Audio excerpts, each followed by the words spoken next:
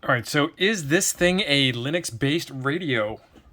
That's the question. If it is, that would be pretty awesome. Could you imagine having this radio, plugging a keyboard and a mouse into it, sending WinLink directly from the keyboard on the screen, or doing some WSJTX directly from the radio, or I don't know, just loading up a web browser and checking your email, so you have one less thing to carry with you.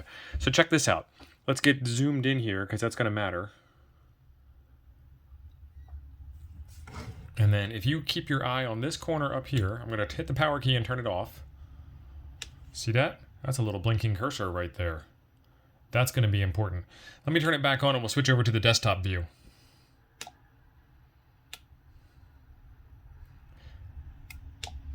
Wait till you hear the relay click, then you know it's coming on. So we get the Xiegu logo, and then we get that cursor again. And we're up. All right. I'm going to do this one really quick because it's more about just getting the word out than anything else. And I need to get over to the right screen, and I need to bring up a terminal window, and then I'm going to increase the font size to make it a little bit easier to read. And what I want to do is I want to connect to this thing over a serial terminal, and when this thing is plugged into your Raspberry Pi, it shows up as /dev/serial/by ID. It shows up as two different devices. ACM0 is your cat control, and then ACM1, I forget what ACM1 was, but ACM0 is the port that we want. There are two ports. You want the ACM0 port.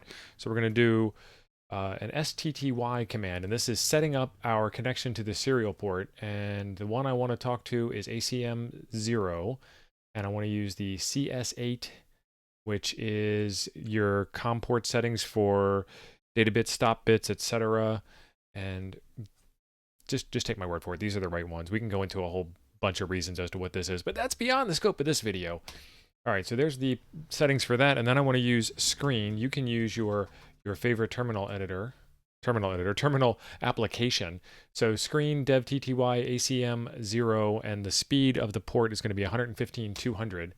And that's going to connect you to the radio.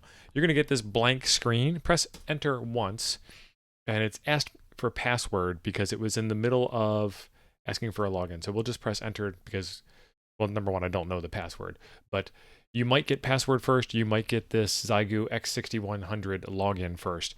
And this is magic, folks. I don't know. I don't know what the user account is. User? Password? I think I might have spelled that wrong.